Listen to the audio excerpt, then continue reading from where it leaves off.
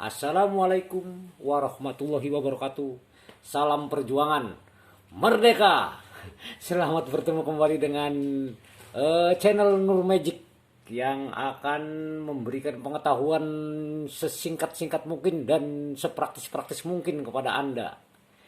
Kalau mungkin Anda sangat terkendala sekali atau menjadi momok, menjadi duri dalam daging bagi Anda apa itu yang dinamakan motor injection yang dilengkapi dengan ECU dan lain-lain, padahal itu intinya ECU itu sangat mudah sekali untuk diganti dengan alat lain tanpa harus kita membeli karburator dan membeli alat-alat lainnya sebagai pengganti seperti yang lain-lainnya lah yang harganya sangat mahal. Tidak perlu, ini ECU ini kita buang gampang sekali.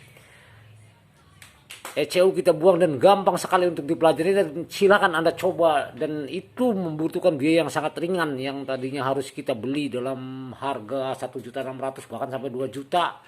Kita cukup menggunakan di bawah 100.000 maka motor Anda bisa bekerja kembali tanpa harus mengganti dengan ECU.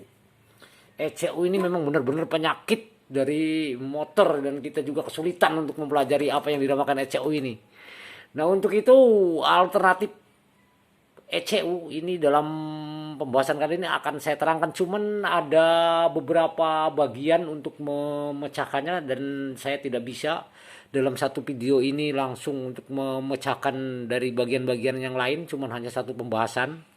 Namun ini satu pembahasan pun ini akan membantu Anda, walaupun mungkin Anda masih harus mengikuti video saya, tapi ini sudah cukup membantu Anda untuk mendapatkan ilmu baru bagaimana cara kerja motor injection yang tadinya menjadi kendala bagi Anda.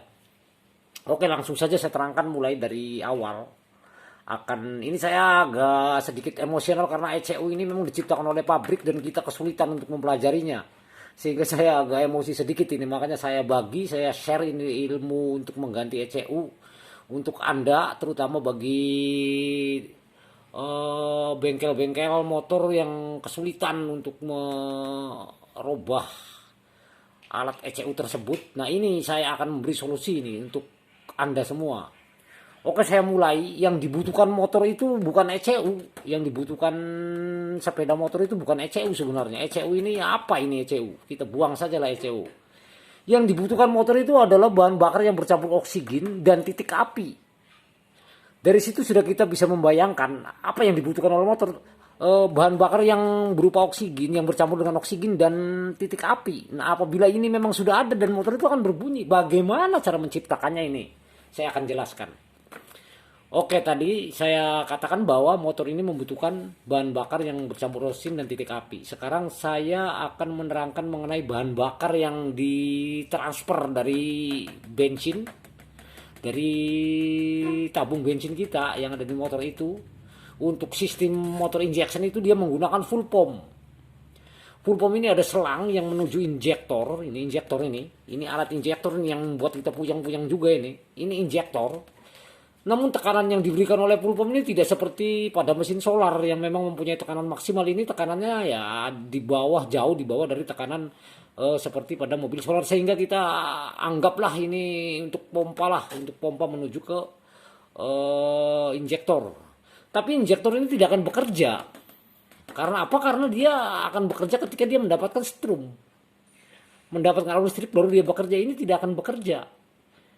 Nah, di sini mungkin yang menjadi kendala karena full pump yang Anda salurkan melalui dari tangki bensin ke manifold, karena dia memasangnya itu di manifold karena tidak akan mampu, dan otaknya orang-orang yang membuat ini tidak akan mampu untuk menaruh injektor ini seperti mesin solar di kop silinder dari mesin itu tidak akan mampu, jadi dia menaruhnya di manifold. Apa bedanya dengan menggunakan karbu? Sama saja, cuman hanya ini pengaturannya adalah diatur oleh ECU tadi. Nah, ECU sekarang kita buang, bagaimana cara menggantinya? Nah, ini dengan memberikan arus listrik kepada injektor. Bagaimana caranya? Karena kalau kita langsung dengan memberikan strum, makanya injektor ini akan terbuka dan bensin dari full pump ini akan menyembur di sini sehingga terjadi kelebihan bahan bakar pada pada motor tadi, pada pembakaran kompresi tadi. Ini saya gambar kompresi di sini, ini seher, dan ini poros engkol, kemudian ini kerkas.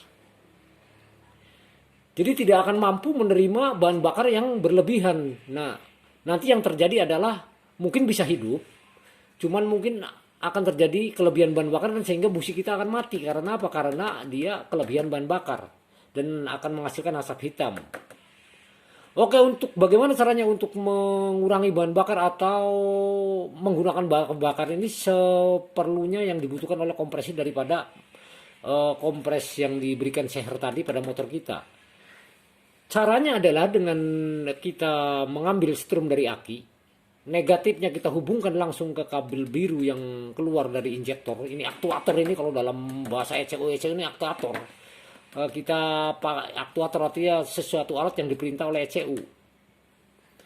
Ini saya agak emosi menerangkannya karena saya ini orang-orang ini terkendala pada ECU. Saya merasa seperti beban melihat orang-orang yang memang terkendala pada ECU yang harganya sangat mahal yang diciptakan oleh pabrik. Ini tidak kira-kira ini memang mereka mengambil keuntungan dari ini nih, kerusakan-kerusakan alat ini nih. Jadi saya bukan menjelekkan pabrik, cuman kalau kita telaah, kita menggunakan motor dengan karburator itu sudah hampir 50 tahun bahkan lebih.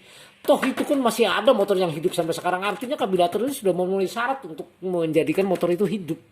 Tapi kenapa dirobah dengan ECU ini? Karena mereka mencari keuntungan dan kita dimanfaatkan sama mereka. Kenapa kita dimanfaatkan? Karena kebodohan kita, orang yang hanya bisa memakai dan tidak tahu bagaimana cara kerjanya. Oleh karena itu dalam pertemuan kali ini dari Nur Magic ini memberikan suatu pengertian dan memang ini harus dipelajari oleh kita semua agar kita tidak menjadi bulan-bulan para pencipta atau para pembuat motor. Kita dijadikan bulan-bulan, kita dijadikan korban uang. Kita harus keluar untuk membeli hal-hal yang tidak begitu penting seperti menurut saya ECU ini tidak begitu penting. Ya memang sih kalau kita punya duit alangkah baiknya kita membeli ECU, cuman untuk ini bahkan untuk Anda yang punya motor yang belum menggunakan apa yang dinamakan injektor ini, injeksi, Anda bisa membuatnya dengan cara gampang sekali. Oke, saya teruskan tadi. Ketika aki tadi kita hubungkan kepada kabel injektor, kita kembali kepada pembahasan.